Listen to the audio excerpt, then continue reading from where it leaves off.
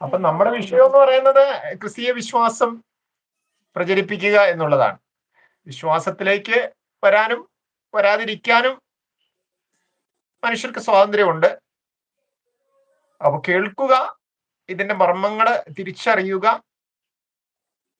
വിശ്വസിക്കണമോ വേണ്ടയോ എന്ന് തീരുമാനിക്കുക. അത്രയേ ഉള്ളൂ. മനുഷ്യന്റെ ഭാഗത്തുനിന്ന് ചെയ്യേണ്ട കാര്യം അത്രയൊക്കെ ഉള്ളൂ. സുവിശേഷം ശ്രദ്ധിക്കണം, സുവിശേഷത്തിൽ എന്താ പറയുന്നത് കേൾക്കണം, അത് ശരിയാണോ എന്ന് വിലയിരുത്തണം, എന്നിട്ട് വിശ്വസിക്കുകയോ വിശ്വസിക്കാതിരിക്കുകയോ ചെയ്യാം. അത് മനുഷ്യരുടെ സ്വാതന്ത്ര്യമാണ്. വിശ്വസിച്ചില്ല എന്നതുകൊണ്ട് ഈ ഭൂമിയിൽ തടസ്സങ്ങളൊന്നും വരില്ല.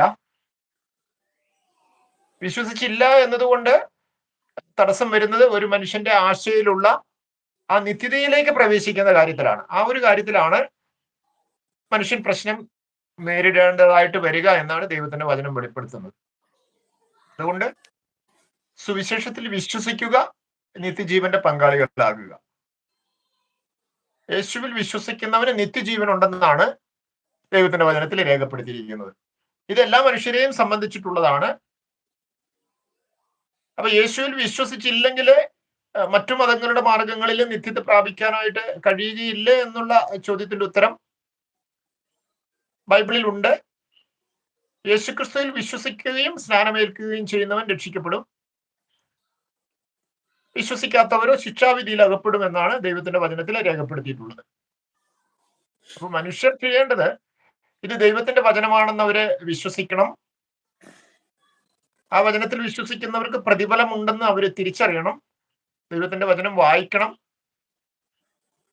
കാര്യങ്ങള് ചോദിച്ചറിഞ്ഞ് എന്താണ് അതിന്റെ ആവശ്യകത എന്ന് മനസ്സിലാക്കണം. മനുഷ്യനിൽ വസിക്കുന്ന പാപത്തെക്കുറിച്ചുള്ള കാഴ്ചപ്പാട് മനുഷ്യൻ തിരിച്ചറിയണം. ഈ പാപത്തിൽ നിന്ന് അല്ലെങ്കിൽ പാപത്തിന്റെ അടിമത്തത്തിൽ നിന്ന് മനുഷ്യൻ എപ്രകാരം മോചനം പ്രാപിക്കാം, അതിന് വിവിധ മതങ്ങൾ ഒരുക്കിയിട്ടുള്ള മാർഗങ്ങളും യേശുക്രിസ്തു കാണിച്ചു തന്നിട്ടുള്ള മാർഗവും എന്താണെന്ന് തിരിച്ചറിയണം. എല്ലാ മതങ്ങളെക്കുറിച്ചും മനുഷ്യൻ പഠിക്കണം. അപ്പോൾ പാപപരിഹാരത്തിനുള്ള മാർഗം ശരിയായത് ഏതാണെന്ന് മനുഷ്യന് മനസ്സിലാക്കാനായിട്ട് കഴിയും. അങ്ങനെ ലഭിക്കുന്ന ഒരു തിരിച്ചറിവിൽ നിന്ന് ആരുടെയും നിർബന്ധത്താലല്ല, യേശു കർത്താവ് പറഞ്ഞതുപോലെ തന്നെ ഒരുത്തൻ എന്നെ പിൻപറ്റുവാൻ ആഗ്രഹിക്കുന്നുവെങ്കിൽ തന്നെത്താൻ ത്യജിച്ചുകൊണ്ട് തന്റെ ക്രൂശുമായി എന്റെ പിന്നാലെ വരട്ടെ എന്ന് പറഞ്ഞ എന്ന ദൈവവചനപ്രകാരം തന്നെ ആരുടെയും നിർബന്ധത്താലല്ല, സ്വന്തം താല്പര്യത്തിൽ നിന്ന് തന്നെ യേശുവിനെ രക്ഷകനായി സ്വീകരിച്ച് വിശ്വസിച്ച് ദൈവമക്കളായി തീർന്ന് നിത്യത പ്രാപിക്കുക എന്നുള്ളതാണ് ദൈവത്തിന്റെ സന്ദേശം. ഇത് ലോകമെമ്പാടും പ്രചരിപ്പിക്കുന്നുണ്ട്. എന്തെല്ലാം തടസ്സങ്ങള് സുവിശേഷ വേലയുടെ നേരെ കടന്നു വന്നിട്ടുണ്ടെങ്കിലും അതിനെല്ലാം തരണം ചെയ്തുകൊണ്ട് സുവിശേഷ വേല ഇന്നും ലോകത്തിന്റെ എല്ലാ ഭാഗങ്ങളിലും നടത്തപ്പെടുന്നുണ്ട്. അതിന്റെ കാരണം എന്താണെന്ന് ചോദിച്ചാല്, മറ്റു മതങ്ങൾ പോലെയല്ല,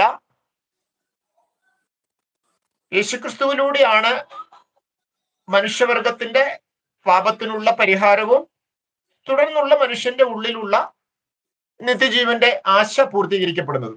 അതുകൊണ്ടാണ് എല്ലാ മനുഷ്യരുടെയും ഉള്ളില് ഒരു നിത്യജീവന്റെ ആശ വെച്ചിട്ടുണ്ട്. ഈ ആശ പൂർത്തീകരിക്കപ്പെടുന്നത് ഹായ് ബ്രദറെ പിക്സൽ പ്ലസ് എന്ന് പറയുന്ന ഒരു ബ്രദറ് ആമേൻ പറയുന്നു, സ്തോത്രം പറയുന്നു, ദൈവത്തിന് സ്തോത്രം. അപ്പൊ എല്ലാ മനുഷ്യരുടെയും ഉള്ളിലുള്ള നിത്യജീവൻ എന്നുള്ള ആശ, മറ്റു പല ആശകളും മനുഷ്യർക്ക് ഈ ഭൂമിയിലുണ്ട്.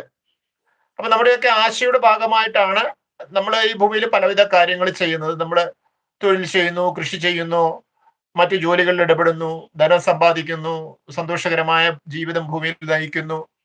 ഇതുപോലെ മറ്റു പല കാര്യങ്ങളും, ശാസ്ത്രവും സാങ്കേതികത്വവും കല, സ്പോർട്സ്, കളികള്, ഇങ്ങനെയുള്ള കാര്യങ്ങളിലെല്ലാം മനുഷ്യന്റെ ഉള്ളിലുള്ള ആശ പ്രകാരമാണ് മനുഷ്യൻ ഇവിടെ കാര്യങ്ങൾ ചെയ്യുന്നത്. അതിനുള്ള ഓരോ മാർഗങ്ങൾ കണ്ടെത്തുകയും ചെയ്യുന്നതാണ് നടപ്പിൽ വരുത്തുവാനായിട്ട്. അതേപോലെ തന്നെയാണ് മനുഷ്യന്റെ ഉള്ളിലുള്ള നിത്യജീവന്റെ ആശ എന്ന് പറയുന്നത്. ഓരോ മനുഷ്യന്റെയും ഉള്ളില് ഒരു നിത്യജീവൻ എന്ന് പറയുന്ന ഒരു താല്പര്യമുണ്ട്. കാരണം അതുകൊണ്ടാണ് ആരും മരിക്കാനായിട്ട് ഇഷ്ടപ്പെടാത്തത്. ഒരു മരണ സാഹചര്യത്തിലേക്ക്, അല്ലെങ്കിൽ ഒരു രോഗം ഒരു മനുഷ്യനെ ബാധിക്കുകയാണെങ്കിൽ ഉടൻ തന്നെ നമ്മൾ ആശുപത്രിയിലൊക്കെ പോയിട്ട് നമ്മുടെ ആയുസ് എന്താ പറയുന്നത്, നമുക്ക് അതൊന്ന് കൃത്യതയോടെ നിർത്തുവാൻ, ആ രോഗങ്ങളിൽ നിന്ന് മോചനം പ്രാപിക്കുവാനായിട്ടൊക്കെ മനുഷ്യൻ ആശുപത്രികളെയൊക്കെ സമീപിച്ച് അങ്ങനെ ചെയ്യാറുണ്ട്. എന്നാലും അവിടെയെല്ലാം നമുക്ക് കാണാൻ കഴിയുന്ന ഒരു പരിധി വരെയുള്ള ഒരു നിലനിൽപ്പേ നമ്മുടെ ജീവന് ലഭിക്കുന്നുള്ളൂ. ആ ഒരു ആയുസ് എന്ന് പറയുന്നത് അത് നിർവഹിക്കപ്പെടുമ്പോൾ മനുഷ്യൻ തന്റെ ശരീരത്തെ വിട്ട് ആ പ്രാണൻ മനുഷ്യനിൽ നിന്ന് വേർപെട്ടു പോകുന്നതായിട്ട് കാണാനായിട്ട് പറ്റും. അപ്പൊ ഇതിനെക്കുറിച്ച് നമ്മൾ പഠിക്കുമ്പോൾ ദൈവത്തിന്റെ വചനത്തിലെ സഭാപ്രസംഗി എന്ന പുസ്തകത്തിൽ അത് രേഖപ്പെടുത്തിയിട്ടുണ്ട്. അവിടുന്ന് സകലവും അതതിന്റെ സമയത്ത് ഭംഗിയായി ചെയ്ത് നിത്യതയും മനുഷ്യരുടെ ഹൃദയത്തിൽ വെച്ചിരിക്കുന്നു. എങ്കിലും അവിടുന്ന് ആദിയോട് അന്തം എന്ത് ചെയ്യുന്നു എന്ന് ഗ്രഹിച്ചറിയുവാൻ മനുഷ്യർക്ക് കഴിവില്ല. അപ്പൊ കഴിവില്ല എന്നാ രേഖപ്പെടുത്തിയിരിക്കുന്നത്. നിത്യത മനുഷ്യന്റെ ഉള്ളിൽ വെച്ചിട്ടുണ്ട്, പക്ഷെ അതെങ്ങനെ പ്രാപിക്കണം എന്നുള്ളത് ജന്മപ്രകൃതമായിട്ട് മനുഷ്യന് ലഭിക്കുന്നില്ല. അങ്ങനെ ഒരു കഴിവ് മനുഷ്യന്റെ ഉള്ളിൽ ദൈവം വെച്ചിട്ടില്ല. അതുകൊണ്ടാണ് ഒരു കുഞ്ഞ് ജനിച്ച് വളരവേ ഒരിക്കലും ദൈവത്തിന് വേണ്ടിയിട്ടുള്ള ഒരു അന്വേഷണം ആ കുഞ്ഞിന്റെ ഭാഗത്തു നിന്ന് ഉണ്ടാകുന്നില്ല. അത് തന്റെ ഭൗതിക ആവശ്യങ്ങൾ നിറവേറ്റുവാനുള്ള ഒരു ത്വര, അല്ലെങ്കിൽ നമുക്കറിയാം കുട്ടികളൊക്കെ കരഞ്ഞ് ഒക്കെ കാര്യങ്ങൾ സാധിക്കുന്നത് നമുക്കറിയാം. അപ്പൊ അങ്ങനെ കരച്ചിലൂടെയൊക്കെ അവർ ഭൗതികമായ കാര്യങ്ങൾ നേടിയെടുക്കും. അത് നമുക്കറിയാം. നമ്മുടെ ഭവനങ്ങളിൽ വളരുന്ന കുട്ടികളാണെങ്കിലും അപ്രകാരം തന്നെ വളർന്നു വരിക. നമ്മൾ പോലും അങ്ങനെ വളർന്നു വന്നിട്ടുള്ളവരാണ്. ഇങ്ങനെ ഇരിക്കെ മനുഷ്യൻ തന്നെ നിത്യജീവന് വേണ്ടിയിട്ട് ഒരു കരച്ചില് ഒരു കുഞ്ഞും നിർവഹിക്കുന്നില്ല. അപ്പോൾ അതെങ്ങനെയാ വരുന്നതെന്ന് വെച്ചാൽ അത് മറ്റുള്ളവരുടെ ഇടപെടലിലൂടെ, അല്ലെങ്കിൽ മറ്റുള്ളവർ ഇതിനെക്കുറിച്ച് നമ്മുടെ ഉള്ളിലുള്ള നിത്യതയെക്കുറിച്ച്, ആ നിത്യജീവന്റെ ആശയെക്കുറിച്ച് ഒരു സൂചന നമുക്ക് തരുമ്പോഴാണ് അത് പ്രാപിക്കുവാനായിട്ടുള്ള ഒരു താല്പര്യം നമ്മുടെ ഉള്ളത്തിൽ ഉണ്ടാകുന്നത്. അത് കേൾവിയാലാണ് നമ്മുടെ ഉള്ളിലെ നിത്യജീവനെ കുറിച്ച് നമുക്ക് ബോധം വരുന്നത്. അങ്ങനെയാണ് ഒരു ദൈവിക മാർഗത്തെക്കുറിച്ച് മനുഷ്യൻ മനസ്സിലാക്കുന്നത്. അതിൽ പ്രത്യേകമായിട്ട് ക്രിസ്തുവിന്റെ മർമ്മം ആളുകൾക്ക് തിരിച്ചറിയാനായിട്ട് കഴിയുന്നത് മറ്റു മതങ്ങളെ ഒക്കെ പഠിക്കുന്നത് കൊണ്ടും കൂടിയാണ്. പല മതങ്ങളിലും വിശ്വസിക്കുന്ന ആളുകളെ അവരുടെ ജീവിതത്തിന്റെ അവസാന നാളുകളാകുമ്പോഴത്തേക്ക് യേശുക്രിസ്തുവിലുള്ള മർമ്മം, അതായത് പുതിയ നിയമത്തിന്റെ വായനയിലൂടെ അവർ ക്രിസ്തു യേശുവിന്റെ ഒരു ഭക്തനായിട്ട് മാറിയിട്ട് അവരതില് അവരുടെ ജീവിതം തുടരുന്നതായിട്ടും ആ വിശ്വാസത്തിൽ അവർ മരിക്കുന്നതായിട്ട് നമുക്ക് കാണാനായിട്ട് പറ്റും. അങ്ങനെ ഒത്തിരിയധികം ആളുകള് ഈ വിശ്വാസത്തിലേക്ക് കടന്നു വരുന്നുണ്ട്. ഈ വിശ്വാസത്തിലേക്ക് കടന്നു വന്നതിന് ശേഷം അവര് ആയിരുന്ന ആ പഴയ വിശ്വാസത്തിലേക്ക് കടന്നു പോവുക എന്ന് പറയുന്നത് അവരെ സംബന്ധിച്ച് അത് എളുപ്പം നടക്കുന്ന ഒരു കാര്യമായിരിക്കില്ല. കാരണം എന്തെല്ലാം പ്രതികൂലങ്ങൾ അവരുടെ ജീവിതത്തിൽ ഉണ്ടായാലും അവർ ഈ വിശ്വാസത്തിൽ തന്നെ നിലനിന്ന് ആ വിശ്വാസത്തിൽ മരിക്കുവാനായിട്ടാണ് ആഗ്രഹിക്കുന്നത്. അപ്പോൾ എല്ലാവരും നമ്മളെ കേൾക്കുന്ന, നമ്മുടെ ഈ ചാനലിലെ സന്ദർശിക്കുന്ന എല്ലാവരോടും ഞങ്ങൾക്ക് പറയുവാനായിട്ടുള്ളത്, ക്രിസ്തുയേശുവിനെ കുറിച്ച് മനസ്സിലാക്കുക. ക്രിസ്തുയേശുവിന്റെ പദ്ധതി എന്താണെന്ന് തിരുവചന വേദഭാഗങ്ങളിലൂടെ നമ്മൾ മനസ്സിലാക്കുക. നമ്മൾ ഒന്നോ രണ്ടോ പ്രസംഗങ്ങൾ കേട്ടു എന്നതുകൊണ്ട്, പ്രസംഗങ്ങളൊക്കെ പലതും പല കാര്യങ്ങളെ സ്പർശിച്ചുകൊണ്ട് അവതരിപ്പിക്കുന്നതായിരിക്കും.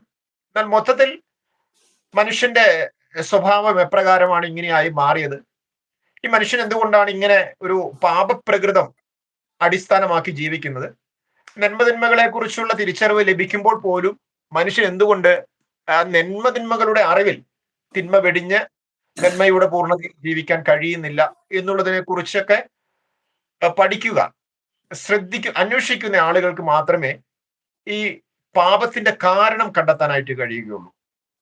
നമുക്കറിയാമല്ലോ, ഭൂമിയിലുള്ള ഏത് കാര്യങ്ങളെ സംബന്ധിച്ചും ഒരു കാരണം കാണും, കാര്യവും കാരണവും. അപ്പോൾ കാര്യമുണ്ട്, കാര്യത്തിന് കാരണമുണ്ട്. ഇപ്പോൾ തന്നെ നമ്മൾ ആയിരിക്കുന്നത് ഒരു ചെറിയ ലൈവ് പരിപാടിയാണ്. തത്സമയം കാണിക്കുക എന്നുള്ള ഒരു പരിപാടിയിലാണ് നമ്മളായിരിക്കുന്നത്. ഇതിന്റെ കാരണം അന്വേഷിച്ചാലും നമുക്ക് അതിലൊരു കാര്യം പറയാനായിട്ടുണ്ട്. എന്താണ് ആ കാരണം എന്ന് ചോദിച്ചാല്, നമ്മളെ കേൾക്കുന്നവരോട് നിത്യജീവനെ കുറിച്ചുള്ള ആശ, നിത്യജീവന്റെ ആശ മനുഷ്യന്റെ ഉള്ളിലുണ്ട്. അതവൻ എങ്ങനെ സാധിക്കാം, അതവൻ എങ്ങനെ ഫലമണിയിക്കാം എന്നുള്ളതിനെ കുറിച്ച് പറഞ്ഞു തരുന്നതിന് വേണ്ടിയിട്ടാണ്. അപ്പോൾ അതിന്റെ കാര്യം നിത്യജീവനാണ്. ആ നിത്യജീവൻ എന്തുകൊണ്ട് മനുഷ്യൻ ഇങ്ങനെ സമ്പാദിക്കേണ്ടിയിരിക്കുന്നു, അല്ലെങ്കിൽ ഒരു വിശ്വാസത്തിലൂടെ സമ്പാദിക്കേണ്ടിയിരിക്കുന്നു എന്ന് ചോദിച്ചാല്, ദൈവം തന്നെയാണ് മനുഷ്യനെ ഇത്തരം ഒരു പ്രകൃതത്തിൽ ഭൂമിയിലേക്ക് അയക്കുന്നത്. നമുക്കറിയാം, സൃഷ്ടിപ്പിന്റെ ഉത്തരവാദിത്വം എന്ന് പറയുന്നത് ദൈവത്തിൻ്റെതാണ്. ദൈവമാണ് മനുഷ്യനെ സൃഷ്ടിച്ചത്. അങ്ങനെ സൃഷ്ടിക്കപ്പെട്ട മനുഷ്യരിൽ നിന്നാണ് വീണ്ടും തലമുറകള് രൂപം കൊള്ളുന്നത്. എന്തായാലും സൃഷ്ടിപ്പിന്റെ ഉത്തരവാദിത്വം ദൈവത്തിനാണ്. ആ ദൈവം തന്നെയാണ് ആ സൃഷ്ടിയിൽ ഇന്നും ഇത്തരത്തിലുള്ള മനുഷ്യരുടെ, അതായത് തെറ്റായ ചിന്തകളും തെറ്റായ മനോഭാവങ്ങളും പ്രവൃത്തികളും വളർച്ചയിൽ പ്രകടിപ്പിക്കുന്ന മനുഷ്യനെ സൃഷ്ടിച്ച് ഈ ഭൂമിയിലേക്ക് അയക്കുന്നത്. ഇതിലെ സങ്കീർത്തനങ്ങൾ നമ്മൾ വായിക്കുമ്പോൾ നമുക്കൊരു സങ്കീർത്തനക്കാരൻ രേഖപ്പെടുത്തിയിരിക്കുന്നത് ഇങ്ങനെയാണ്: ഇവിടുന്ന് സകലരുടെയും ഹൃദയങ്ങളെ ഒരുപോലെ മെനഞ്ഞിരിക്കുന്നു, അവരുടെ പ്രവൃത്തികളെ ഒക്കെയും അവൻ ഗ്രഹിക്കുന്നു. അപ്പൊ ദൈവം തന്നെയാണ് ഇത്തരത്തിലുള്ള ചിന്താഗതികളും പ്രവൃത്തികളുമുള്ള മനുഷ്യനെ രൂപപ്പെടുത്തിയിരിക്കുന്നത്. എന്നിട്ട് അവരുടെ പ്രവൃത്തികളെല്ലാം ദൈവം ഗ്രഹിക്കുന്നുമുണ്ട്, അവരെന്തൊക്കെയാണ് ചെയ്യുന്നതെന്ന് ദൈവത്തിന് അറിയുന്നുമുണ്ട്. ഇത്തരത്തിൽ മെനയപ്പെട്ട, ഇതിനെക്കുറിച്ച് യേശു കർത്താവ് പറയുന്നത് എങ്ങനെയാണ്? ലൂക്കോസിന്റെ സുവിശേഷത്തിൽ നമുക്കത് വായിക്കാൻ പറ്റും. മൂഢന്മാരെ, നിങ്ങളുടെ പുറമുണ്ടാക്കിയവനല്ലയോ നിങ്ങളുടെ അകവും ഉണ്ടാക്കിയത്, അകത്തുള്ളത് ഭിക്ഷയായി കൊടുപ്പിൻ, എന്നാൽ നിങ്ങൾക്ക് സകലവും ശുദ്ധമാകും എന്ന് പറഞ്ഞു. അപ്പൊ പുറമുണ്ടാക്കിയ, പുറത്ത് കാണുന്ന ഭാവങ്ങളുള്ള മനുഷ്യന്റെ ആന്തരികതയെ കുറിച്ച് പറഞ്ഞുകൊണ്ട്, ഈ ആന്തരികതയിൽ കുഴപ്പമുണ്ടെന്ന് യേശു പറഞ്ഞുകൊണ്ട് യേശു അത് പൂർത്തീകരിക്കുകയാണ്. പുറമുണ്ടാക്കിയവൻ തന്നെയാണ് അകവും ഉണ്ടാക്കിയത്. ഈ അകത്തുള്ള കാര്യങ്ങളെ നിങ്ങൾ ഭിക്ഷയായി കൊടുത്താലാണ് നിങ്ങൾക്ക് ശുദ്ധിയാവുക, അല്ലെങ്കിൽ നിങ്ങൾക്ക് സൗഖ്യം വരിക എന്നാണ് യേശു അരുളി ചെയ്തിട്ടുള്ളത്. അപ്പൊ എന്തുകൊണ്ട് ഇങ്ങനെ ഉള്ള മനുഷ്യർ സൃഷ്ടിക്കപ്പെടുന്നു എന്ന് ചോദിച്ചാല് അത് ദൈവത്തിന്റെ പദ്ധതിയുടെ ഒരു ഭാഗമാണ്. ദൈവത്തിന്റെ പദ്ധതിയുടെ ഭാഗമായിട്ടാണ് ഏദനിൽ വെച്ചിട്ടുണ്ടായ ആദ്യത്തെ ലംഘനം മൂലം, അത് ആദ്യത്തെ മനുഷ്യനാൽ ഉണ്ടായ ഒരു ലംഘനമാണ്. ഈ ലംഘനം മൂലം ആത്മീക മരണം സംഭവിക്കുക എന്നുള്ളത് ദൈവത്തിന്റെ പദ്ധതിയുടെ ആദ്യത്തെ ഭാഗമാണ്. അങ്ങനെ ആ ഭാഗം പൂർത്തീകരിക്കപ്പെടുകയും മനുഷ്യരെല്ലാവരും ആത്മീകമായും ഭൗതികമായും മരണം അനുഭവിക്കുകയും ചെയ്യുന്ന ഒരു പ്രകൃതിയോടുകൂടി ഭൂമിയിൽ ജനിക്കുവാനും ഇടയായി തീർന്നു.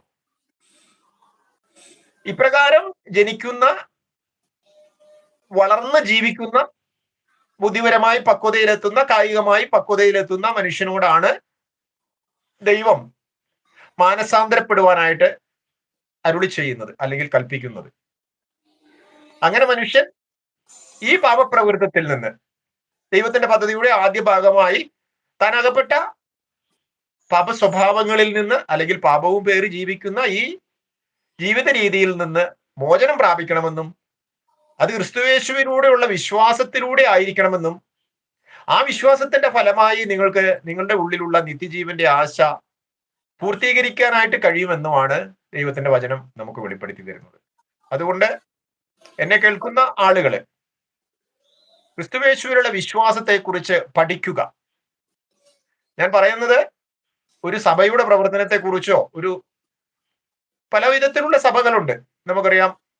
കത്തോലിക്ക സഭ, അതുപോലുള്ള മറ്റു യാഥാസ്ഥിതിക സഭകള്, പെന്തക്കോസ്ത് എന്ന് പറയുന്ന സഭാ വിഭാഗങ്ങള്, അതൊത്തിരി ഉണ്ട്. പിന്നെ യഹോവയുടെ സാക്ഷികൾ എന്ന് പറഞ്ഞ് കൂടി വരുന്ന ക്രിസ്തീയ കൂട്ടങ്ങളുണ്ട്. ഇവരെല്ലാം ലക്ഷ്യം വെക്കുന്ന നിത്യജീവൻ, ഈ നിത്യജീവൻ മനുഷ്യൻ എന്തുകൊണ്ട് പ്രാപിക്കേണ്ടി വരുന്നു?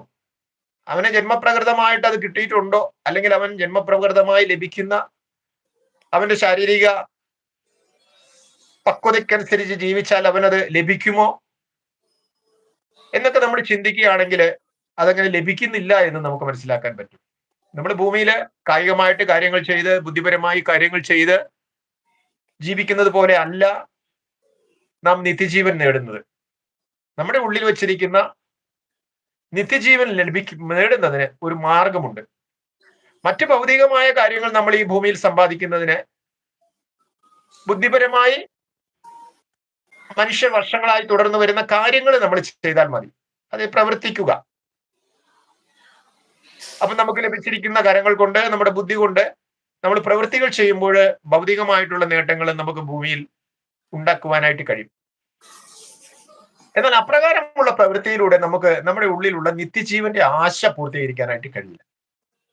ഈ നിത്യജീവന്റെ ആശ പൂർത്തീകരിക്കുവാനായിട്ടാണ് ദൈവം, നമുക്കറിയാം, അവസാനത്തെ നാളുകൾ എന്ന് തന്നെ നമുക്ക് വേണമെങ്കിൽ പറയാം. കാലം തികഞ്ഞു, ദൈവരാജ്യം സമീപിച്ചിരിക്കുന്നു, മാനസാന്തരപ്പെട്ട് സുവിശേഷത്തിൽ വിശ്വസിക്കുവിൻ എന്നുള്ള ദൈവശബ്ദം കേൾപ്പിച്ചുകൊണ്ട് ക്രിസ്തുയേശുവിന്റെ സുവിശേഷം ഭൂമിയിലെങ്ങും പ്രചരിക്കുവാനിടയായത്. അപ്പൊ കാലം തികഞ്ഞു, കാലത്തിന്റെ തികവിങ്കലാണ് നിത്യജീവനായിട്ട് മനുഷ്യൻ ഒരുങ്ങേണ്ടതിനെ കുറിച്ച് ദൈവവചനത്തിലൂടെ നമ്മളെ കേൾപ്പിക്കുന്നത്. അങ്ങനെ ദൈവവചനത്തിൽ വിശ്വസിച്ച് പാപപരിഹാരം നേടിയിട്ട് നിത്യജീവനിലേക്ക് പ്രവേശിക്കുക എന്നുള്ള യേശു കർത്താവിന്റെ ലക്ഷ്യം ഒരു മനുഷ്യൻ വിശ്വസിക്കുന്നതിലൂടെ പൂർത്തീകരിക്കപ്പെടുകയാണ് ചെയ്യുന്നത്. നാം മറ്റേതൊരു മതങ്ങളെ കുറിച്ച് പഠിച്ചാലും മതഗ്രന്ഥങ്ങളെ കുറിച്ച് പഠിച്ചാലും യാതൊരു ചിലവും കൂടാതെ, യാതൊരു സ്ഥലവും സന്ദർശിക്കേണ്ട ആവശ്യമില്ലാതെ, യാതൊരു മതപരമായ ആചാരങ്ങളും നടത്തേണ്ട ആവശ്യമില്ലാത്ത വെറും ഒരു സന്ദേശത്തിൽ, അതായത് യേശുക്രിസ്തുവിൽ വിശ്വസിക്കുക എന്നുള്ള ഒരു ചെലവുമില്ലാത്ത ഒരു രീതി അവതരിപ്പിക്കുന്നത് യേശുക്രിസ്തു മാത്രമാണെന്ന് നമുക്ക് കണ്ടെത്താനായിട്ട് കഴിയും. യേശുക്രിസ്തുവിൽ വിശ്വസിക്കുന്നതിന് ആർക്കും യാതൊരു പണവും മുടക്കേണ്ടതായിട്ടുള്ള ആവശ്യമില്ല. ഇരിക്കുന്ന ഇടത്ത് തന്നെ ഇരുന്നു കൊണ്ട്, ഇനി ഒരു കിടക്കുന്ന മനുഷ്യനാണെങ്കിൽ, ഒരു രോഗിയായിരിക്കുന്ന ഒരാളാണെങ്കിൽ, ആ മനുഷ്യന് താനായിരിക്കുന്ന ആ കിടക്കയിൽ തന്നെ കിടന്നുകൊണ്ട് തന്റെ വിശ്വാസം ഏറ്റു പറഞ്ഞുകൊണ്ട് യേശുവിനോടൊപ്പം നിത്യജീവന്റെ വാസം ഉറപ്പിക്കാനായിട്ട് കഴിയും. അതാണ് ഒരു ചെലവുമില്ലാത്ത, ഒരു സാമ്പത്തികവും നമ്മൾ മുടക്കേണ്ട ആവശ്യമില്ലാത്ത വിശ്വാസ മാർഗമാണ് ക്രിസ്തുയേശുവിലുള്ള വിശ്വാസം. അതായത് ഒരു മനുഷ്യന് തീർത്തും സൗജന്യമായി ലഭിക്കുന്നതും യാതൊരു പണവും മുടക്കേണ്ട ആവശ്യമില്ലാത്തതുമായിട്ടുള്ള ഒരു മാർഗമാണ് ക്രിസ്തുയേശുവിലുള്ള വിശ്വാസ മാർഗം. കാരണം അത് ഏറ്റവും ലളിതമാണ്. മനുഷ്യരിൽ നിന്ന് അതിന്റെ പേരില് പണമൊന്നും പിരിച്ചെടുക്കുവാനായിട്ട് ദൈവം ആഗ്രഹിക്കുന്നില്ല. എന്നാൽ നമുക്ക് മറ്റു മതങ്ങളെ കുറിച്ചൊക്കെ നമ്മൾ നോക്കുമ്പോൾ പണമൊക്കെ മുടക്കിയിട്ട് പല സ്ഥലങ്ങളിലും പോയിട്ട് മോക്ഷം പ്രാപിക്കാനായിട്ട് ആളുകൾ ഓരോരോ മതപരമായ ആചാരങ്ങൾ നടത്തുന്നതായിട്ട് കാണാനായിട്ട് പറ്റും. എന്നാൽ ക്രിസ്തീയതയില് അത്തരത്തിലുള്ള യാതൊരു ആചാരങ്ങളുമില്ല. വിശ്വാസം ഒന്ന് മാത്രമാണ് ദൈവം മനുഷ്യരിൽ നിന്ന് ആഗ്രഹിക്കുന്നത്. അതുകൊണ്ട് ദൈവത്തിന്റെ വചനം പറയുന്നു, കർത്താവായ യേശുവിൽ വിശ്വസിക്കുക, എന്നാൽ നീയും നിന്റെ കുടുംബവും രക്ഷ പ്രാപിക്കും. കർത്താവായ യേശുവിൽ വിശ്വസിക്കുക, എന്നാൽ നീയും നിന്റെ കുടുംബവും രക്ഷ പ്രാപിക്കും. അങ്ങനെ ഓരോ മനുഷ്യരെയും, അതായത് വ്യക്തിപരമായി യേശുവിന്റെ സന്നിധിയിലേക്ക് ചേർത്തുകൊണ്ട്, കർത്താവായ യേശുവിൽ വിശ്വസിച്ചുകൊണ്ട് അവർക്ക് നിത്യജീവൻ എന്ന് പറയുന്ന ആശ അവനും വിശ്വസിച്ച അവന്റെ കുടുംബത്തിനും, അതായത് ഒരു മനുഷ്യൻ വിശ്വസിക്കുന്നുവെങ്കിൽ ആ മനുഷ്യന്റെ വിശ്വാസത്തിൽ പങ്കുചേരുന്ന ആ മനുഷ്യന്റെ കുടുംബത്തിലുള്ള മറ്റു ആളുകൾക്കും, തന്നെ കേൾക്കുന്നവർക്കും, തന്നോട് കൂടെ ചേരുന്നവർക്കും എല്ലാവർക്കും നിത്യജീവൻ ലഭിക്കുക എന്നുള്ളതാണ് ദൈവം ലളിതമായി ലക്ഷ്യം വെക്കുന്നത്. അതുകൊണ്ട് എന്നെ കേൾക്കുന്നവര് ക്രിസ്തുയേശുവിലുള്ള വിശ്വാസത്തിലേക്ക് കടന്നു വരുവാൻ, ആ വിശ്വാസം സ്വീകരിച്ചുകൊണ്ട് വിശ്വാസം ഏറ്റുപറഞ്ഞ് യേശുക്രിസ്തുവിലൂടെ പൂർണ്ണമായ പാപപരിഹാരം നേടിയിട്ട് നിത്യജീവന്റെ ഉടമകളായി തീരുവാൻ ഞാൻ ക്ഷണിക്കുകയാണ്. അതാണ് വിശ്വാസത്താൽ നീതീകരിക്കപ്പെട്ടിട്ട് നമുക്ക് ദൈവത്തോട് സമാധാനം ഉണ്ടെന്നാണ് ദൈവത്തിന്റെ വചനത്തില് രേഖപ്പെടുത്തിയിട്ടുള്ളത്. അതാണ് വിശ്വാസത്താൽ മനുഷ്യർ നീതീകരണം പ്രാപിക്കുക. എന്നിട്ട് ദൈവത്തോട് സമാധാനമുള്ളവരായിട്ട് മാറുക. നമ്മുടെ പ്രാർത്ഥനകൾ കേൾക്കുന്ന, നമ്മോട് സമാധാനമുള്ള ഒരു ദൈവത്തെ നമ്മുടെ സ്വന്തമാക്കുക. ആ ദൈവത്തിൽ വിശ്വസിച്ചുകൊണ്ട് നമ്മൾ ഈ ഭൂമിയിൽ ജീവിക്കുക എന്നുള്ള ലളിതമായ ഒരു സന്ദേശത്തിലൂടെ എല്ലാ മനുഷ്യരെയും തന്റെ സന്നിധിയിലേക്ക് ചേർക്കുവാനായിട്ട് ദൈവം ആഗ്രഹിക്കുന്നു.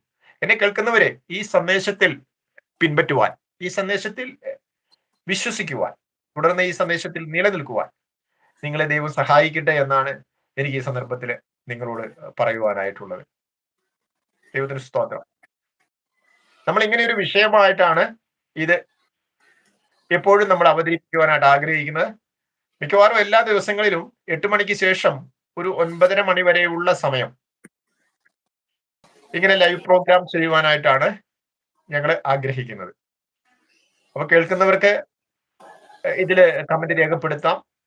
സംശയം, മറ്റേ നിങ്ങൾ കേൾക്കുന്ന ആ ക്രിസ്തീയ പ്രസംഗങ്ങളിൽ നിന്ന് വ്യത്യസ്തമായി നിങ്ങൾക്ക് സംശയങ്ങൾ ഉണ്ടെങ്കിൽ, ദൈവശാസ്ത്ര സംബന്ധമായിട്ടുള്ള വിഷയങ്ങൾ ഉണ്ടെങ്കിൽ, നിത്യജീവന്റെ ആശയത്തെക്കുറിച്ച് അത് നിവൃത്തിയാക്കുവാനായിട്ട് താല്പര്യമുണ്ടെങ്കിൽ അത് സംബന്ധമായിട്ടുള്ള കാര്യങ്ങൾ നിങ്ങൾക്ക് ഇവിടെ എഴുതി ചോദിക്കാം. ദൈവവചനപ്രകാരമുള്ള ഒരു മറുപടി നിങ്ങൾക്ക് പ്രതീക്ഷിക്കാവുന്നതാണ്. ഈ കാര്യത്തില് പ്രിയ ബ്രദർക്ക് എന്തെങ്കിലും ചോദ്യങ്ങൾ ഉണ്ടെങ്കിൽ പങ്കുവെക്കാവുന്നതാണ്.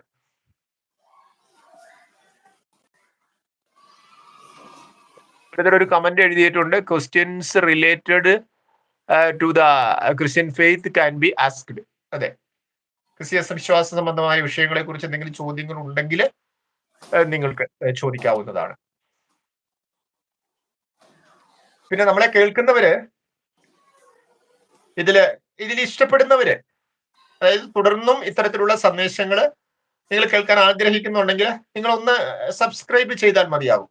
അത് നമ്മൾ കേൾവിക്കാരുടെ എണ്ണം കൂട്ടിയിട്ട് നമുക്ക് യൂട്യൂബിൽ നിന്ന് ധനം സമ്പാദിക്കുക എന്ന് പറയുന്ന ഒരു ലക്ഷ്യത്തോടു കൂടിയല്ല, മറിച്ച് നമ്മുടെ ലക്ഷ്യം എന്ന് പറയുന്നത് എല്ലാ മനുഷ്യരും സുവിശേഷത്തിലേക്ക് ആകർഷിക്കപ്പെടണം, ദൈവത്തിന്റെ പരിജ്ഞാനത്തില് ദൈവം സൃഷ്ടിച്ച മനുഷ്യൻ ആയിത്തീരണം. ആ ഒരു കാര്യം ദൈവം മനുഷ്യന്റെ സ്വാതന്ത്ര്യത്തിൽ വെച്ചിരിക്കുകയാണ്. ദൈവത്തിന് നിർബന്ധമില്ല. ദൈവം മനുഷ്യർക്ക് കൊടുത്തിട്ടുള്ള ജ്ഞാനത്തില്, നന്മതിന്മകളെ കുറിച്ചുള്ള അറിവില് അവർ ഭൂമിയിൽ ജീവിച്ചാൽ മതി. നമുക്കറിയാം, നമ്മുടെ രാഷ്ട്രങ്ങളും നമ്മുടെ ഭരണകൂടങ്ങളും നമ്മുടെ ഗവൺമെന്റുകളും ഒക്കെ നമുക്ക് അതിനുള്ള നിർദ്ദേശങ്ങൾ തരുന്നുണ്ട്. സമൂഹത്തിൽ എങ്ങനെ മെച്ചപ്പെട്ട ജീവിതം നയിക്കണം എന്നുള്ള തരുന്നുണ്ട്. അങ്ങനെ അനുസരിച്ച് ജീവിച്ചാലും മതി. അതുകൊണ്ടാണ് ദൈവം നന്മതിന്മകളെ കുറിച്ചുള്ള അറിവ് എന്ന് പറയുന്ന ഭാഗം മനുഷ്യനിൽ വെച്ചിട്ടുള്ളത്. എന്നാൽ അത് നിത്യതയിലേക്ക് കടന്നു പോകുന്നതിനുള്ള ഒരു മുഖാന്തരമായിരിക്കില്ല. നിത്യതയിലേക്ക് നമ്മൾ നമ്മുടെ ഉള്ളിൽ വെച്ചിരിക്കുന്ന നിത്യജീവന്റെ ആശ പൂർത്തീകരിക്കപ്പെടണമെങ്കിൽ ദൈവം അരുളി ചെയ്തിട്ടുള്ളത് പോലെ ക്രിസ്തുയേശുവിൽ വിശ്വസിക്കേണ്ടതായിട്ടുണ്ട്. അവനെ കൈക്കൊണ്ട് അവന്റെ നാമത്തിൽ വിശ്വസിക്കുന്നവർക്ക് ദൈവമക്കളാകുവാൻ അവിടുന്ന് അധികാരം കൊടുക്കുമ്പോൾ ഈ അധികാരം ഉപയോഗിച്ചുകൊണ്ട് യേശുവിൽ വിശ്വസിച്ച് നിത്യജീവൻ പ്രാപിക്കുക എന്നുള്ളതാണ് ദൈവത്തിന്റെ ലക്ഷ്യം. അപ്പൊ തിരിച്ചറിവുള്ളവരായിരിക്കുക, ക്രിസ്തു യേശുവിൽ വിശ്വസിക്കുക. ദൈവം നിങ്ങളെ സഹായിക്കട്ടെ.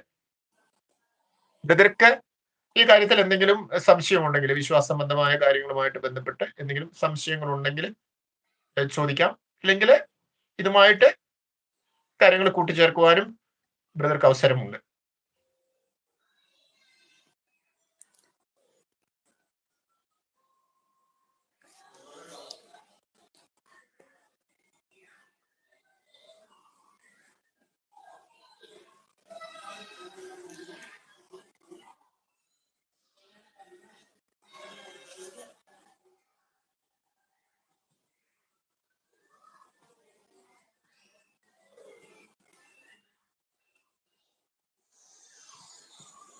ചോദ്യങ്ങള് ചോദിക്കാവുന്നതാണ് ബ്രദർക്ക്.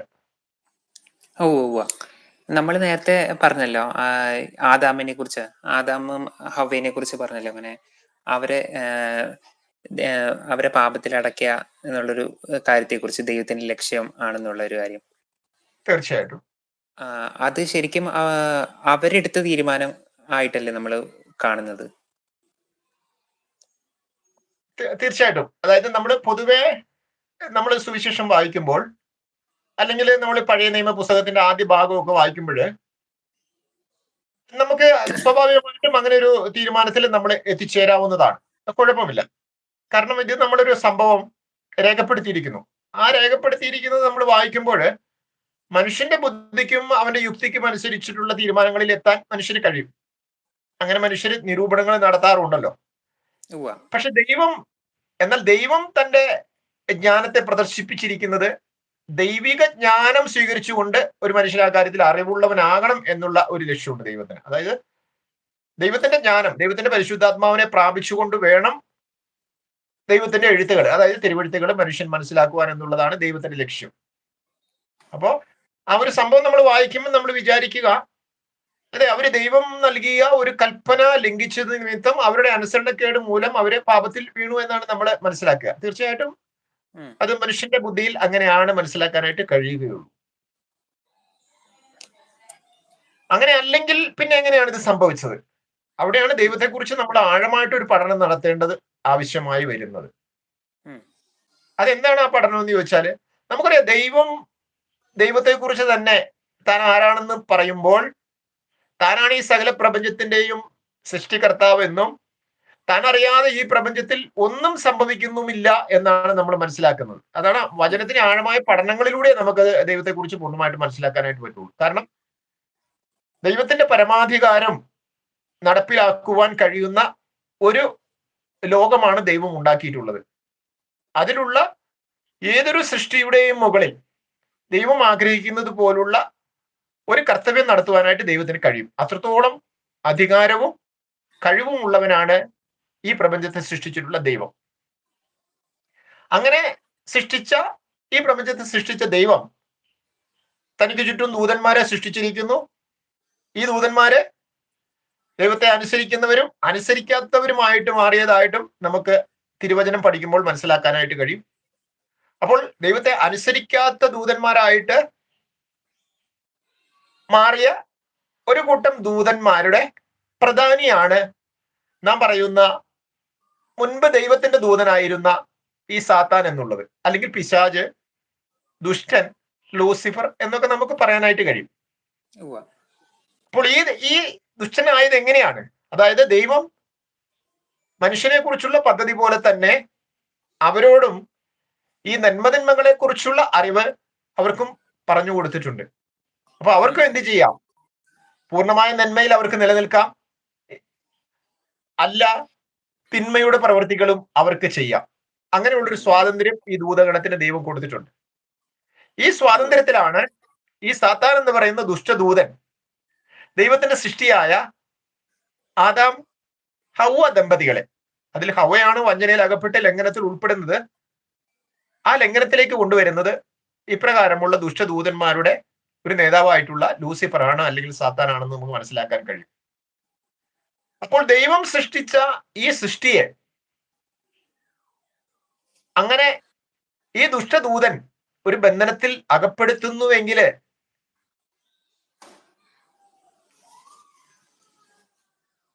വീഡിയോ പോയേ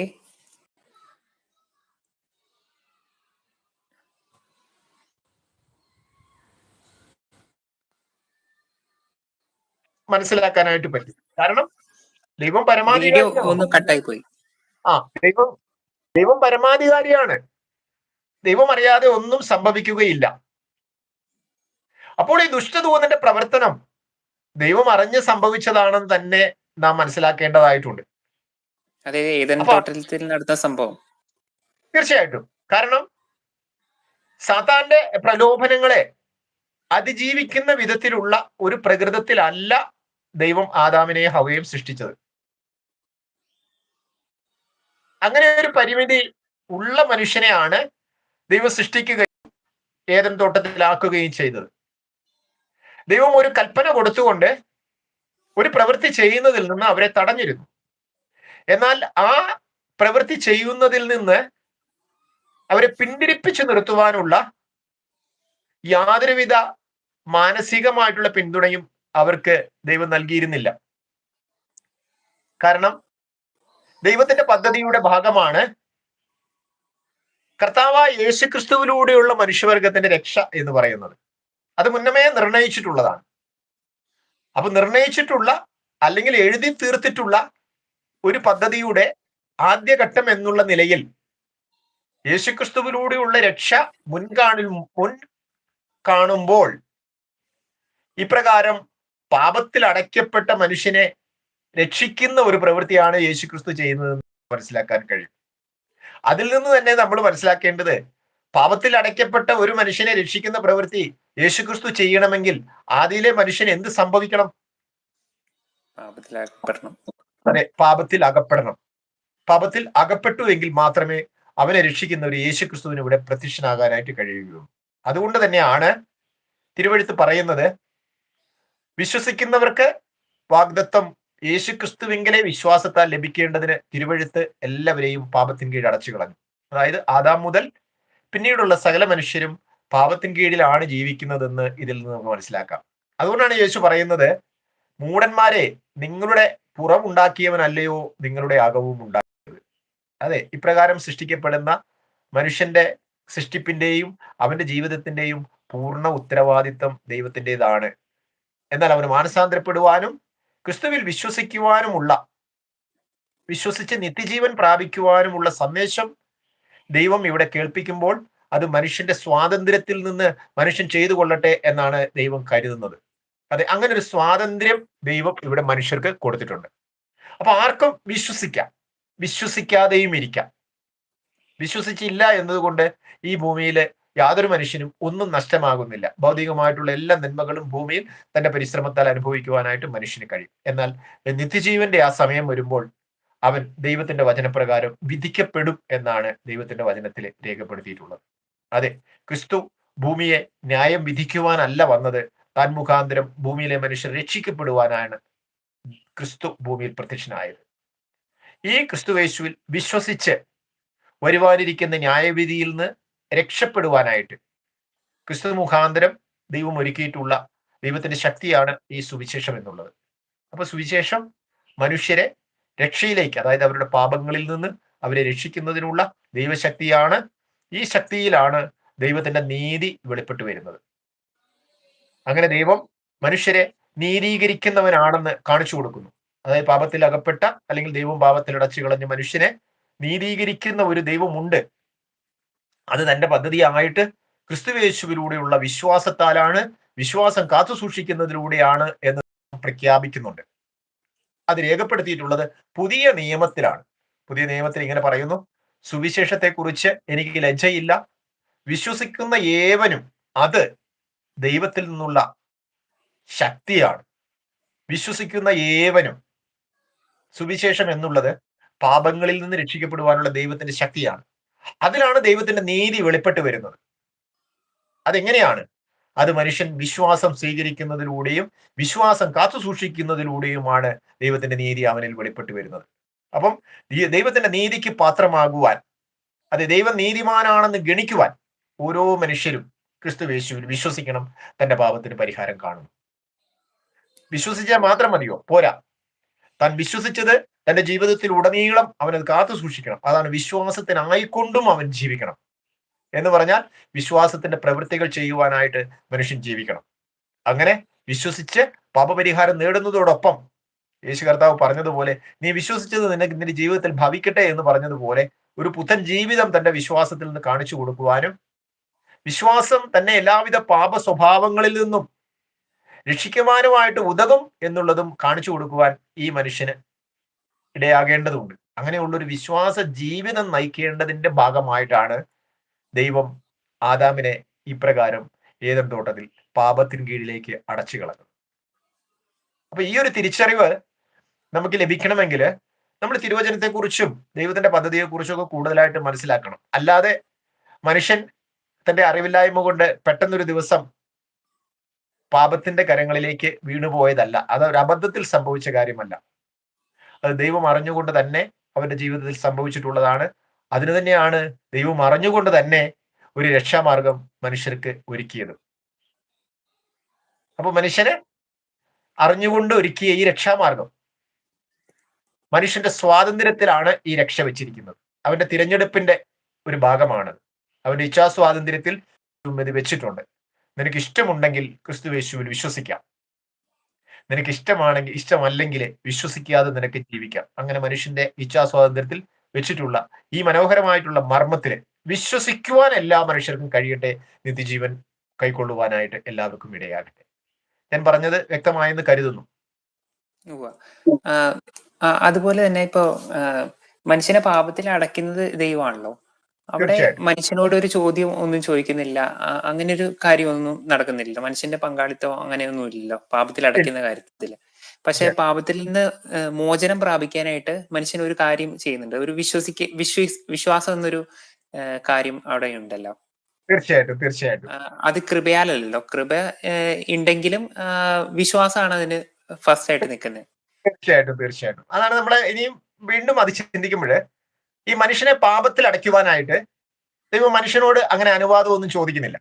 കാരണം ഒരു കൽപ്പനയിലൂടെ ഒരു പെട്ടെന്ന് ഒരു മനസ്സുമാറ്റം സംഭവിക്കുന്ന ഹവ്വയെ നമുക്ക് കണ്ടെത്താനായിട്ട് കഴിയും. പെട്ടെന്നൊരു മനസ്സുമാറ്റം. അന്ന് വരെയും ഹവ്വ പറഞ്ഞത് ഈ ദൈവം അത് തുടരുതെന്ന് പോലും ഞങ്ങളോട് പറഞ്ഞിട്ടുണ്ട്, ഭക്ഷിക്കരുത്, തുടരുതെന്ന് പോലും പറഞ്ഞിട്ടുണ്ടെന്ന് വളരെ കർക്കശത്തോടു കൂടി ഹവ്വ അത് പറഞ്ഞിരുന്നു ഈ സിഗത്താനോട്. എന്നാൽ ഈ സാത്താന് ഈ ഹവ്വയുടെ ഉള്ളിൽ ഒരു ചെറിയ മനംമാറ്റം ഉണ്ടാക്കുവാനായിട്ടുള്ള തന്ത്രങ്ങളാണ് അവിടെ ഈ സാത്താൻ പ്രയോഗിക്കുന്നത്. കാരണം എന്താ? ആ തന്ത്രം എന്ന് പറയുന്നത് ആ പഴം കാണാൻ നല്ലതാണെന്നും തിന്നാൻ അത് രുചിയുള്ളതാണെന്നും അത് ജ്ഞാനം പ്രാപിക്കാൻ കാമ്യവുമാണെന്നുള്ളൊരു കാഴ്ചപ്പാടിലേക്ക് ഹവ്വ എത്തിക്കുവാനായിട്ട് ഈ സാത്താന് കഴിഞ്ഞു എന്നുള്ളതാണ്. അങ്ങനെ മനുഷ്യന്റെ അനുവാദം ചോദിക്കാതെ മനുഷ്യൻ തന്റെ സ്വന്തം നിരൂപണത്തില് ആ ഒരു പാപത്തിന്റെ കരങ്ങളിലേക്ക് അടയ്ക്കപ്പെടുക എന്നുള്ള ഒരു രീതിയിലാണ് ദൈവം മനുഷ്യനെ സൃഷ്ടിച്ചത്. അത്രത്തോളം ഒരു പൂർണ്ണതയെ മനുഷ്യന് ഉണ്ടായിരുന്നുള്ളൂ. അപ്പോൾ പിന്നീട് മനുഷ്യൻ വളർന്നു, അവൻ ജീവിച്ചു, ഇടയിൽ വെച്ച് ക്രിസ്തുയേശുവിനെ കുറിച്ച് കേൾക്കാനായി. അപ്പോൾ ദൈവം ചോദിക്കുകയാണ്, ഇതിൽ നിന്ന് രക്ഷിക്കപ്പെടുവാൻ, നിന്റെ പങ്കാളിത്തം തരുവാൻ നിനക്ക് ഇഷ്ടമാണോ? ഇതാ ദൈവം ചോദിക്കുന്നത്. അവനെ സ്വാതന്ത്ര്യമായിട്ട് ജീവിക്കാൻ ദൈവം വിട്ടിരിക്കുകയാണ്. ഒരു പാപ സ്വഭാവം കൊടുത്ത്, ഒരു പാപപ്രകൃതമുള്ള ജഡം കൊടുത്ത്, നന്മതിന്മകളെ കുറിച്ച് അറിവുള്ള ഒരു ബുദ്ധി പകർന്നു കൊടുത്ത് ദൈവം അവനെ ഇങ്ങനെ ജീവിക്കാൻ വിടുമ്പോൾ ദൈവം അതിനിടയിൽ കയറി ചോദിക്കുകയാണ്, നിനക്ക് രക്ഷിക്കപ്പെടുവാനായിട്ട്, നിന്നിലൊരു പാപ സ്വഭാവമുണ്ട്, ഈ പാപ സ്വഭാവത്തിൽ നിന്ന് രക്ഷിക്കപ്പെടുവാൻ നീ ആഗ്രഹിക്കുന്നുണ്ടോ? നിന്റെ ഒരു പങ്കാളിത്തം തരുവാനായിട്ട് നിനക്ക് ഇഷ്ടമുണ്ടോ എന്ന് ദൈവം മനുഷ്യരോട് ചോദിക്കുന്നു. അങ്ങനെ ആ പങ്കാളിത്തം ദൈവത്തിന് കൊടുക്കുന്ന ഓരോ മനുഷ്യർക്കും രക്ഷ പ്രാപിക്കുവാനായിട്ട് കഴിയും. അപ്പോൾ ഈ ദൈവത്തിന്റെ ഈ ചോദ്യം എന്ന് പറയുന്നതിനെയാണ് നമ്മൾ ഈ കൃപ എന്ന് പറയുന്നത്. ഓരോ മനുഷ്യനെയും രക്ഷിക്കുവാനായിട്ട്, അതാണ് ദൈവത്തിന്റെ കൃപ. ബ്രദറിനോടും എന്നോടും ഒക്കെ ചോദിച്ചു, നിനക്ക് രക്ഷിക്കപ്പെടുവാൻ താല്പര്യമുണ്ടോ? അപ്പൊ നമുക്കുണ്ടെന്നുള്ള നമ്മുടെ ആ പങ്കാളിത്തം നമ്മൾ ദൈവത്തിന് കൊടുത്തു. ദൈവമേ, രക്ഷ പ്രാപിക്കുവാൻ ഞാൻ ആഗ്രഹിക്കുന്നു, എന്നെ സഹായിക്കണം. അപ്പോഴാണ് യേശു പറയുന്നത്, എന്നിൽ വിശ്വസിക്കുക. അങ്ങനെ വിശ്വാസം എന്ന് പറയുന്ന ദൈവവ്യവസ്ഥ മനുഷ്യനും ദൈവവും തമ്മിലുള്ള ഈ ബന്ധത്തിലേക്ക് ഒരു ഒരു ഉപാധിയായിട്ട് വരുന്നു, ഒരു കണ്ടീഷനായിട്ട് വരുന്നു എന്ന് നമുക്ക് പറയാനായിട്ട് കഴിയും. അതായത് ഈ കണ്ടീഷൻ അനുസരിക്കുന്ന മനുഷ്യന് മാത്രമേ രക്ഷയുള്ളൂ. രക്ഷ ദൈവം നമുക്ക് സൗജന്യമായിട്ട് നൽകുന്നതാണെന്ന് നാം പലപ്പോഴും പറയാറുണ്ട്, നാം പഠിപ്പിക്കാറുണ്ട്. എങ്കിലും വിശ്വാസം എന്ന് പറയുന്ന ഒരു വ്യവസ്ഥ അതിനുള്ളിൽ ഉണ്ട്. അങ്ങനെ മനുഷ്യന്റെ രക്ഷ എന്ന് പറയുന്നത് വ്യവസ്ഥാപിതമാണ്, വ്യവസ്ഥയിൽ അടിസ്ഥാനപ്പെട്ടുള്ളതാണ്. ചിലപ്പോ ഇങ്ങനെ പറയുമ്പോ പെട്ടെന്ന് ഈ സുവിശേഷത്തെ കുറിച്ച് കേൾക്കുന്ന ആളുകൾക്ക് പെട്ടെന്ന് അത് അംഗീകരിക്കാനായിട്ട് കഴിയും. അവർ പറയും, രക്ഷ എന്ന് പറയുന്ന യാതൊരു കണ്ടീഷനും ഇല്ല ബ്രദറെ, അത് വ്യവസ്ഥാപിതമല്ല, ദൈവം നമുക്ക് തീർച്ചയായിട്ടും അല്ല, സൗജന്യമല്ല. നമുക്ക് ഭൂമിയിലെ മറ്റെല്ലാ കാര്യങ്ങളും സൗജന്യമായിട്ട് അനുഭവിക്കാനായിട്ട് കഴിയും. നമ്മുടെ പ്രവൃത്തി അവിടെ ചെയ്താൽ മതി, അല്ലെ? പ്രവൃത്തി ചെയ്യുന്നില്ലെങ്കിൽ നമുക്ക് ഈ ഭൂമിയിൽ എന്തെങ്കിലും അനുഭവിക്കാൻ പറ്റുമോ? അപ്പൊ അതും വ്യവസ്ഥകൾക്ക് വിധേയമല്ലേ നമ്മൾ ഭൂമിയിൽ അനുഭവിക്കുന്ന കാര്യങ്ങൾ? വ്യവസ്ഥകൾക്ക് വിധേയമാണ്. നാം എന്തെങ്കിലുമൊക്കെ ചെയ്യണം, തൊഴിൽ ചെയ്യണം, വിദ്യ അഭ്യസിച്ച് നമ്മൾ ജോലി നേടണം, വേണ്ടേ? നമ്മളൊരു വാഹനത്തിന്റെ മുമ്പിലേക്ക് അപകടത്തിൽപ്പെടാൻ പോകുമ്പോൾ നമ്മൾ ഓടി മാറണം, അല്ലെ ഒരു മൃഗം നമ്മളെ ആക്രമിക്കാൻ വരുമ്പോൾ നമ്മൾ ഓടി തടിയെടുക്കണം എന്നൊക്കെ പറയുന്ന ഒരു വ്യവസ്ഥ ഉണ്ട് ഇവിടെ. അത് നമ്മൾ പ്രയോഗിച്ചില്ലെങ്കിൽ എന്ത് സംഭവിക്കും? നമുക്ക് നേട്ടങ്ങൾ ഉണ്ടാവൂല. ഇതേപോലെ തന്നെയാണ് ആപത്ത് വരും. ഇതുപോലെ തന്നെയാണ് നിത്യതയിലേക്ക് നമ്മൾ പ്രവേശിക്കണമെങ്കിൽ ദൈവം ഒരു വ്യവസ്ഥ വെച്ചിട്ടുണ്ട്. ഇതിനെയാണ് ദൈവം വിശ്വാസം എന്ന ദൈവ വ്യവസ്ഥ എന്ന് പറയുന്നത്. അപ്പൊ ഈ വ്യവസ്ഥയ്ക്ക് ആണ് ദൈവത്തിന്റെ രക്ഷാകര പദ്ധതി സൗജന്യമായി ഈ ഭൂമിയിൽ എക്കാലവും അതൊരു നിശ്ചിത സമയം വരെ നിലനിൽക്കുമ്പോൾ വിശ്വസിക്കുക എന്നുള്ള ഒരു പങ്കാളിത്തം ദൈവവുമായിട്ട് കൊണ്ടുവരുന്ന മനുഷ്യൻ, അല്ലെങ്കിൽ വിശ്വാസം എന്ന ദൈവ വ്യവസ്ഥയുടെ കീഴിലേക്ക് കടന്നു വരുന്ന മനുഷ്യന് രക്ഷ പ്രാപിക്കുവാനായിട്ട് കഴിയും. അപ്പം രക്ഷ എന്നുള്ളത് ദൈവത്തിന്റെ കൃപയാണ്. എന്നാൽ നമ്മൾ മനസ്സിലാക്കുക, നാം രക്ഷിക്കപ്പെടുന്നത് കൃപയാൽ മാത്രമല്ല, നമ്മുടെ വിശ്വാസത്താലും കൂടിയാണ്. അതുകൊണ്ട് കൃപയാലല്ലോ നാം വിശ്വാസം മൂലം രക്ഷിക്കപ്പെട്ടിരിക്കുന്നത് എന്നുള്ള ദൈവത്തിന്റെ തിരുവെഴുത്ത് അവിടെ നിറവേറുന്നതായിട്ട് നമുക്ക് കാണാനായിട്ട് കഴിയും. അങ്ങനെ ദൈവത്തിന്റെ കൃപ മനുഷ്യന്റെ വിശ്വാസത്തിലൂടെ അവനെ രക്ഷിക്കുമ്പോൾ മനുഷ്യനും ദൈവവും ഒരുമിച്ച് ഒരു പാതയിൽ എത്തിച്ചേരുന്നതായിട്ട് നമുക്ക് കാണാൻ കഴിയും. അതാണ് യേശു ക്രിസ്തുവിന്റെ ക്രൂശിലെ മാർഗം. ക്രിസ്തുവും മനുഷ്യനും ഒരു പാതയിൽ, അതായത് ഒരു ക്രൂശിൽ മരണശിക്ഷ അനുഭവിച്ചുകൊണ്ട് നിത്യതയിലേക്ക് നമുക്ക് കാണാൻ കഴിയും. അങ്ങനെ മനുഷ്യനെയും ദൈവത്തെയും സംഗമിപ്പിക്കുന്ന ഒരു സംവിധാനമാണ് യേശു ക്രിസ്തുവിന്റെ സുവിശേഷം. പഴയ നിയമത്തിൽ ഇങ്ങനെ മനുഷ്യനെയും ദൈവത്തെയും സംഗമിപ്പിക്കുന്ന ഒരിടം നമുക്ക് കണ്ടെത്താനായിട്ട് കഴിയില്ല. ഇത് പൂർണ്ണമായും ക്രിസ്തുവിനോടൊപ്പം മരിച്ച്, പാപസംബന്ധമായി മരിച്ച് അടക്കം ചെയ്യപ്പെട്ട് ദൈവത്തിന്റെ പരിശുദ്ധാത്മാവിനാൽ അതേ മനുഷ്യൻ ഉയർത്തെഴുന്നേറ്റ് പുതിയ സൃഷ്ടിയായി, യേശുവിനോടൊപ്പം ഉയർത്തെഴുന്നേറ്റ് പുതിയ സൃഷ്ടിയായി തീരുക എന്നുള്ളതാണ് ആ പങ്കാളിത്തത്തിലുള്ളത്. അതാണ് സുവിശേഷത്തിന്റെ രക്ഷയ്ക്കുള്ള മർമ്മവും. ഞാൻ പറഞ്ഞത് വ്യക്തമായെന്ന് കരുതുന്നു. യേശു ക്രിസ്തുവിനെ വിശ്വസിക്കുന്ന ബ്രദർ ബ്ലാക്ക് ഔട്ട് ആയി പോയി.